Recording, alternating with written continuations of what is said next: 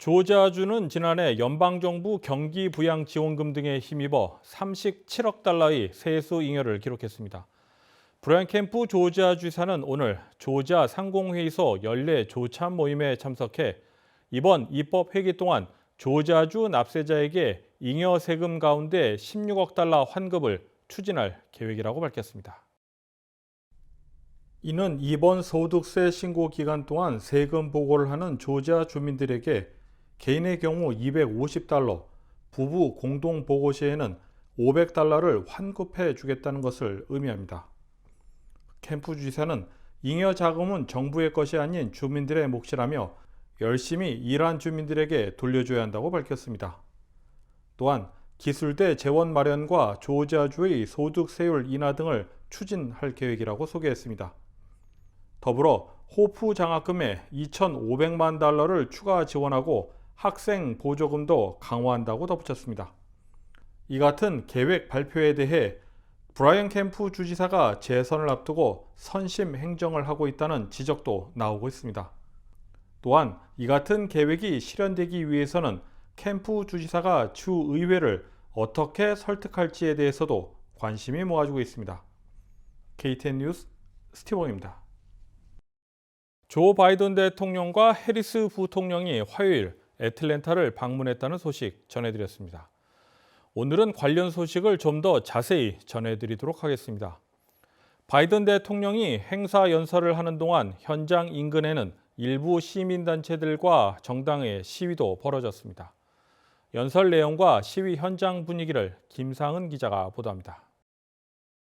You know, for the right to vote and to have that vote counted is democracy's threshold liberty. Without it, nothing is possible. But with it, anything is possible. 조 바이든 대통령과 카멀라 해리스 부통령이 지난 화요일 애틀랜타를 방문했습니다. 공화당 주지사가 집권하고 있는 주를 중심으로 투표권 제한 법안이 통과되면서 이를 무력화하기 위한 대응책에 나선 겁니다. 바이든 대통령은 연방 차원의 투표권 법안을 준비하고 있습니다. 하지만 상원의 50석을 차지한 공화당의 반대에 부딪힐 것으로 예상됩니다. 심지어 바이든의 이번 애틀랜타 방문을 두고 민주당 내에서도 이견이 분분합니다. 의회 난입 사건을 두고 투표권 법안 개편이 필요하다는 의견이 있는 반면 일각에서는 바이든 정부의 말뿐인 대처에 비난이 이어지고 있습니다. 바이든이 꺼내든 카드는 상원 필리버스터 규칙을 변경하는 것입니다. 여기서 필리버스터란 주로 소수파가 다수파의 독주를 막기 위해 합법적인 수단을 동원해 의사결정을 고의적으로 방해하는 행위를 말합니다. 민주당이 추진하는 각종 법안이 공화당의 필리버스터에 가로막혀 번번이 좌절되자 바이든 정부는 필리버스터 규칙을 수정하려고 시도하고 있습니다. 필리버스터가 무너진다면 상원 의장을 겸하고 있는 카멀라 해리스 부통령이 테스팅 보드를 행사해 법안 통과를 쉽게 할 수 있습니다. 바이든 대통령의 연설이 진행된 애틀랜타 유니버시티 센터에서는 시민단체와 바이든 정부에 반대하는 일부 주민들의 항의 시위가 벌어졌습니다. 공화당 전국위원회 게리슨 더글러스 조지아 언론 담당 보좌관은 이번 시위 배경에 대해서 설명했습니다. Joe Biden is here with Kamala Harris to essentially just spread more lies about Georgia's election integrity laws and try and promote the destruction of the Senate, which would be coming through the elimination of the filibuster. He's doing this at the behest of Raphael Warnock, our radical Georgia senator, and Georgians were out here protesting just a little bit ago. 시위 현장에는 지난해 1월 6일 의회 난입 사건과 바이든 대통령의 애틀랜타 방문을 두고 열띤 토론이 이어졌습니다. KTN 뉴스 김상은입니다.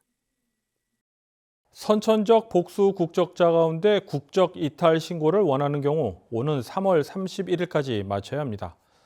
현재 미국의 경우 한인이 미국에서 태어났을 때 부모 중 한 명이라도 한국 국적자이면 선천적 복수 국적자가 됩니다.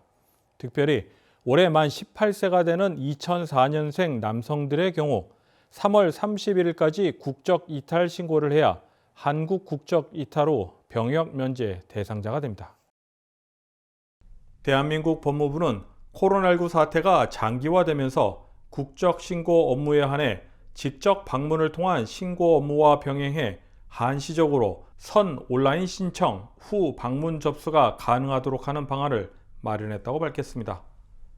따라서 올해 국적 이탈을 해야 하는 미국 내 한인 2세는 오는 3월 31일 안에 영사민원24 웹사이트를 통해 국적 이탈 신청을 할 수 있습니다. 또한 6월 30일 신고 기한이 만료되는 국적 보류 신고와 국적 선택 신고 대상자도 우선 온라인으로 신청을 접수하면 됩니다. KTN 뉴스 스티븐입니다. 오는 11월 선거를 앞두고 출마 선언을 하는 후보들이 등장하고 있습니다. 둘루스 출신의 중국계 JT.U는 12일 한인 언론사를 상대로 기자회견을 열고 조지아 주 하원의원에 도전한다고 밝혔습니다. JT.U가 민주당 예비 후보로 출사표를 던진 지역은 조지아 제97지구인데 해당 지역은 공화당의 바니 리치 의원이 현역으로 활동 중에 있습니다. 김상은 기자가 보도합니다. 귀넷 카운티 공공도서관 둘루스 지점. 새로 개편된 조지아주 의회 97지구에 출마표를 던진 조나단 JT.U 후보의 기자회견이 열렸습니다. You see, guys, my name is JT.U. I'm a lifelong Georgian, a native Guyanesian, and a proud first-generation American. And I am honored to stand here today by the steps of my hometown public library and to officially announce my candidacy for the Democratic nomination to the Georgia State House to be the voice of our community here in District 97. 우 후보는 최근 조지아 아시안타임즈에서 발표한 조지아주에서 가장 영향력이 있는 아시아계 미국인 상위 25명 중 한 명으로 선정된 인물입니다. 유아들의 언어학습을 돕는 비영리 단체의 창립자인 우 후보는 기자회견이 열린 귀넷 카운티 공공도서관 위원회의 첫 아시아계 멤버로 둘루스와 놀크로스의 공공도서관 설립을 도왔습니다. 한편 우 후보는 이번 기자회견에서 교육의 확대와 의료 서비스 개선, 조지아주 투표권에 대한 비전을 제시하면서 소외된 공동체를 위해 이제는 새로운 리더십이 필요하다고 강조했습니다. Our children are our future. 한국어로 우리 아이들은 우리의 미래입니다. And now, more than ever, we need to stand up for the truth, to fight against the big lie, and to stand up against discrimination, to defend marginalized communities, stand in solidarity against hatred with our AAPI and our African American brothers and sisters, and our state's dreamers, and to defend every Georgian's constitutional right to vote. And that's why I'm running, because it's time for a new generation of leadership. 우 후보는 교육과 의료를 중심으로 커뮤니티에 공정한 기회를 제공하겠다는 통합적 캠페인 비전을 제시했습니다. JT.U 후보에 대한 자세한 사항은 아래 홈페이지를 통해 확인할 수 있습니다. KTN 뉴스 김상은입니다. 다음은 코로나19 소식입니다. 세계보건기구 WHO 기술자문그룹이 코로나19의 새로운 변이가 계속 등장하는 상황에서 기존 백신을 반복적으로 추가 접종하는 것은 실행 가능한 전략이 아니라고 우려를 나타냈습니다. 김상은 기자가 코로나19 현황을 종합했습니다. 1월 12일 오후 2시 50분 기준 미국 내 코로나19 누적 확진 환자는 6,396만 686명, 누적 사망자는 86만 5,692명입니다. 어제 하루 동안 신규 확진 환자는 81만 4,137명 늘었고 신규 사망자는 12,208명 증가했습니다. 주별 누적 확진 환자는 캘리포니아, 텍사스, 플로리다, 뉴욕, 일리노이 순으로 많습니다. 주별 누적 사망자는 캘리포니아, 텍사스, 플로리다, 뉴욕, 펜실베니아 순으로 많습니다. 다음은 조지아주 코로나19 현황입니다. 오후 2시 50분 집계에 따르면 조지아주의 누적 확진 환자는 160만 3,820명, 누적 사망자는 26,657명으로 집계됐습니다. 신규 확진 환자는 3만 921명 증가했고 신규 사망자는 68명 늘었습니다. 다음은 카운티별 집계입니다.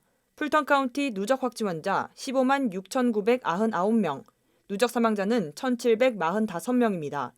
어제 하루 동안 신규 확진 환자는 2,281명 늘었고 신규 사망자는 8명 늘었습니다. 귀넷 카운티 누적 확진 환자 14만 4,648명, 누적 사망자는 1,495명입니다.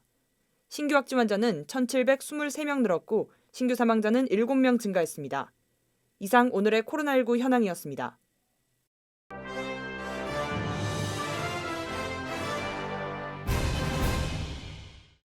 귀넷 카운티가 선거 관련 모든 자료를 한국어를 비롯한 아시아 주요 4개국 언어로 번역할 것이라고 지난주 발표했습니다.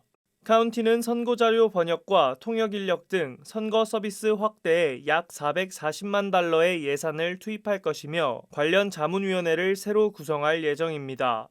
2019년 미국 인구 통계조사에 따르면 조지아주 전체 아시아인의 3분의 1가량이 귀넷 카운티에 거주하고 있습니다. 이번 귀넷 카운티의 언어 지원 서비스로 아시아계 미국인들의 선거 참여가 더 활발해질 것으로 예상됩니다. 애틀랜타 아리랑 라이온스 클럽은 12일 원로 목사회에 쌀 60포를 전달했습니다.